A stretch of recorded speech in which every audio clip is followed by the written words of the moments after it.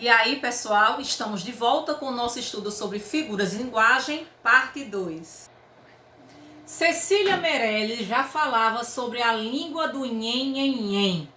Falemos agora sobre onomatopeia. É uma figura de linguagem que consiste na criação de uma palavra para imitar um som. Então, nós vamos falar sobre a língua do nhen. Diz que havia uma velhinha que andava aborrecida, pois dava a sua vida para falar com alguém. E estava sempre em casa, a boa velhinha, resmungando sozinha, nhen, nhen, nhen, nhen, nhen, nhen, nhen, nhen, nhen. Então, a essa figura que tem por objetivo reproduzir os sons da língua, dá-se o nome de onomatopeia, como vocês podem bem visualizar. Aí, ó, cabrum. Quando eu coloco para vocês esta série de onomatopeias, né? Quando o Vinícius de Moraes diz que passa o tempo, tic-tac, passa horas, chega logo, tic-tac, vai-te embora, passa tempo bem depressa, não atrasa, não demora. Então, essa reprodução do tic-tac traz para a gente justamente essa reprodução, né? Dos sentimentos, das coisas, do barulho, né? Do relógio, né? O passar das horas, dos minutos, né? Aquela figura que reproduz os sentimentos de alegria, de tristeza, de raiva. Quando eu coloco para vocês imagens como essas, né? Na Turma da Mônica, né? Tudo isso reproduz sons da língua e contribui para que esse aspecto expressivo, né?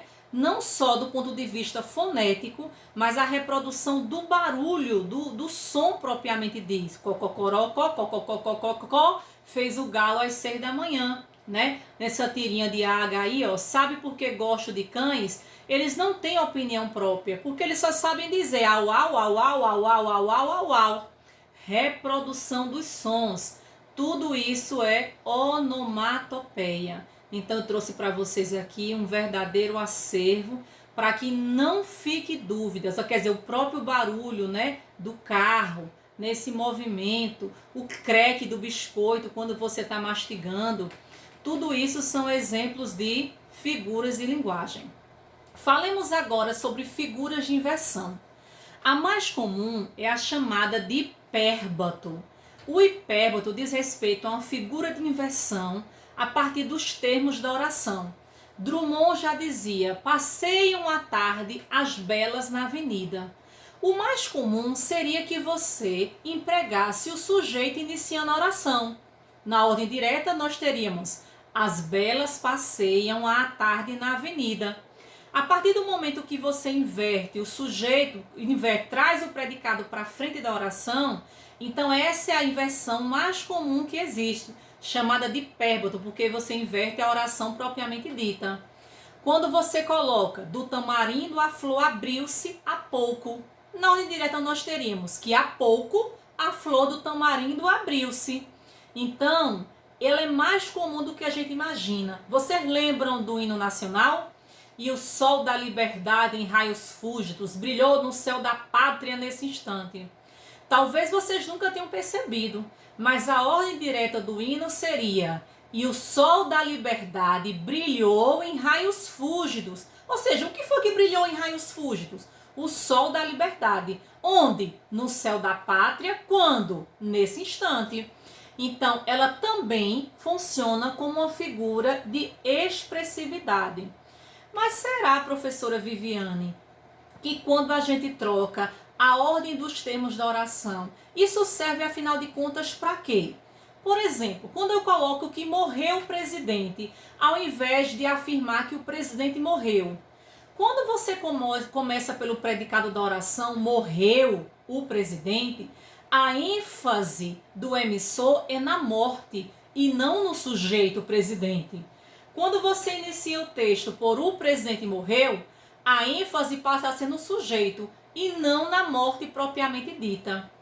Uma outra figura de inversão que eu não poderia deixar de colocar para vocês diz respeito à anástrofe. A anástrofe diz respeito à inversão de termos da oração que são vizinhos. Por exemplo, normalmente a gente inicia o texto pela preposição. Então, por exemplo, de tudo ficou um pouco, do meu medo, do teu asco.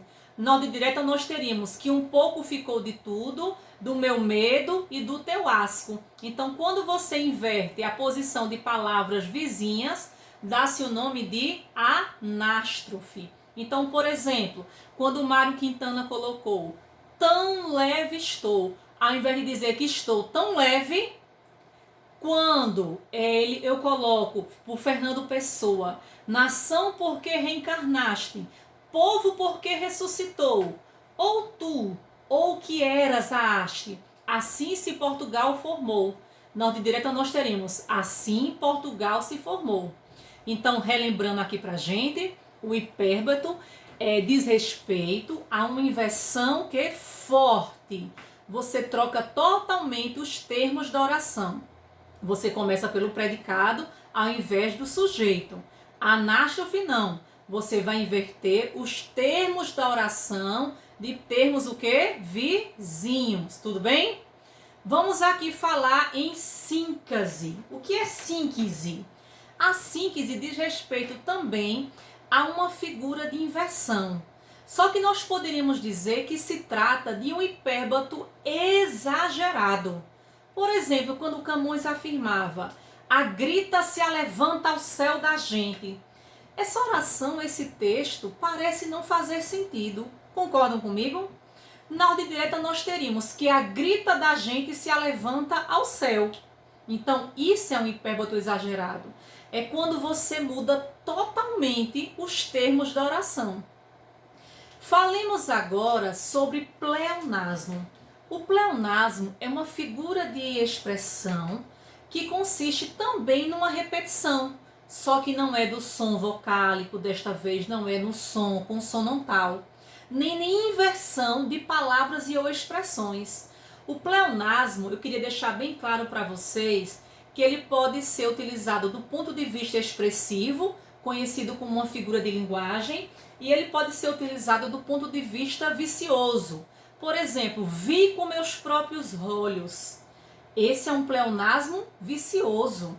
E rir meu riso e derramar meu pranto, ao pesar o seu contentamento. Vinícius de Moraes. Ele termina com um pleonasmo que, pessoal, estilístico. Ao pobre não lhe devo. Esse li já se refere ao pobre. Nós temos aí novamente o que é uma repetição. Então o pleonasmo diz respeito a uma repetição de que, gente? De ideias. Alberto de Oliveira já dizia, iam 20 anos desde aquele dia, quando com os olhos eu quis ver de perto, quando em visão com os da saudade eu via. Quer dizer, gente, com os olhos só pode servir para ver. Ó mar salgado, já dizia Fernando Pessoa, quando do teu sal são lágrimas de Portugal. O mar só pode ser salgado. Então nós temos aqui um pleonasmo estilístico, tudo bem? Nesse caso, enfermeira, eu estou com uma dor que dói muito. Aí a enfermeira afirma, você está aí com pleonasmo. Isso é grave, enfermeira. Nós temos aqui um pleonasmo que, pessoal, vicioso. Quem de você já não ouviu alguém dizer que sobe mais para cima, desce mais para baixo, entra para dentro ou sai para fora? Então, realmente, esse pleonasmo é trazido para a gente numa perspectiva o quê? Viciosa, é trazida como um erro, tá certo? Ainda sobre repetição, falemos ainda sobre Drummond. Se era noivo, se era virgem, se era alegre, se era bom, não sei. É tarde para saber. O que vocês percebem aqui do ponto de vista da repetição? Não é o se? Pois bem, falemos agora sobre polissíndeto. O polissíndeto diz respeito a uma figura de linguagem que vai trazer para a gente a repetição dos conectivos. Normalmente o conectivo i. Trabalha e teima, e lima e sofre e sua, por Olavo Bilac. Olavo Bilac ainda quando trazia pra gente, falta-lhe o sol aos pés, recua e corre, vacila e grita, e luta e ensanguenta, e rola e tomba, e se espedaça e morre. Vocês percebem aqui que a repetição do conectivo, ela não é errada. Ela é tendenciosa, ela tem um valor expressivo. Ela traz para a gente toda essa perspectiva semântica de adição das ideias. E se assim nós não tivéssemos, professora, essa repetição do i de forma tão retórica assim, tão expressiva, nós teríamos uma figura de linguagem chamada de assíndeto, que diz respeito à ausência do conectivo para ligar as orações. Tudo bem? Assim, nós finalizamos a parte 2 do nosso estudo sobre figuras de linguagem.